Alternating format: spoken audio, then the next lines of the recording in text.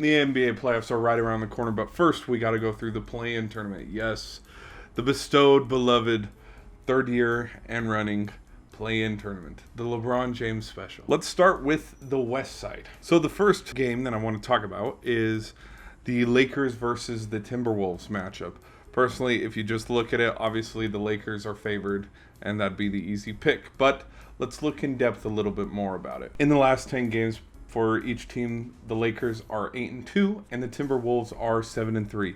Lakers have had some key big wins recently. They're on a hot streak right now. Anthony Davis is healthy, LeBron's back, so this team's humming. Then the T-Wolves, the majority of their losses though are on the road, so they're a decent road team. Some key things that are going to stand out obviously in this matchup is the absence of Rudy Gobert after the sideline altercation. Do I think that Rudy Gobert would have had a huge impact on this game, like, a triple-double? No, but definitely his defensive presence, but also rebounding on the boards and winning the board battle against the Lakers.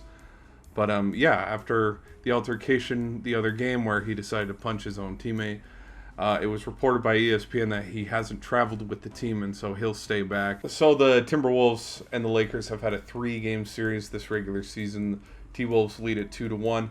Most recent matchups happened in March. There's the game that the Timberwolves won at the beginning of March, but LeBron James wasn't playing in that game.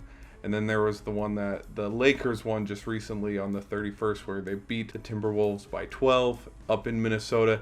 And so it's interesting to know that when the Timberwolves won, it was in LA. When LA won, it was in Minnesota. But this game is in LA. My prediction on this game, though, is just with the absence of Rudy, but also how the Lakers have been playing a lot more sound basketball instead of getting blown out in the first half and then just rolling over for the rest of the game. With how AD has been playing when healthy, because when he's not healthy, he can't contribute at all. And the dominant fashion that he has had within the last 2-3 weeks since coming back from his injury, and with LeBron being back in the lineup, these two guys are probably going to combine together for 50 points, if not more. I have them winning about 120 to 115, 116. A high-scoring game, because obviously defense in the NBA is far and few between. But the other matchup between the Pelicans and the Thunder, who just barely snuck into the play-in tournament after Dallas decided to sell a little bit and get eliminated.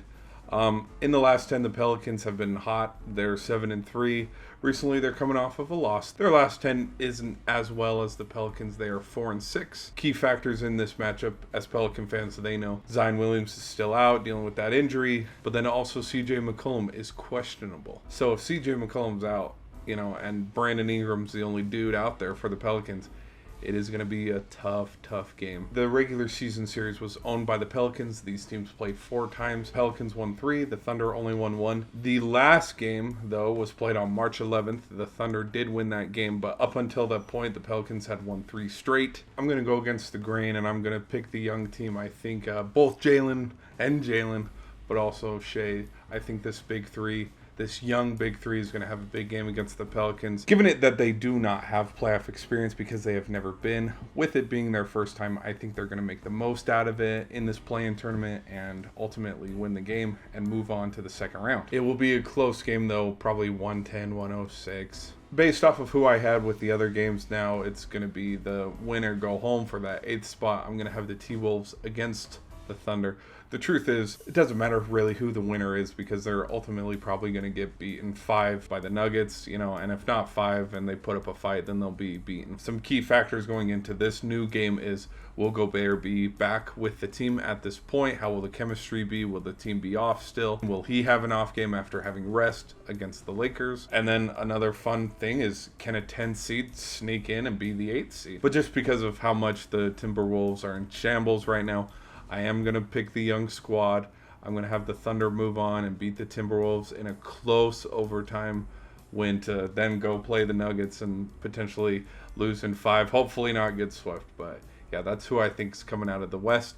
Is out of the 4 teams, the Pelicans, the Lakers, the Timberwolves, and the Thunder, I think the Lakers are going to grab that 7th seed, and the 8th seed is going to be taken by the Oklahoma City Thunder. Thanks for listening to me ramble this long. We'll see. Action starts here pretty soon, so I'll catch you in the next video. I'm going to make one for the East, so tune into that, and I'll talk to you next time. Peace.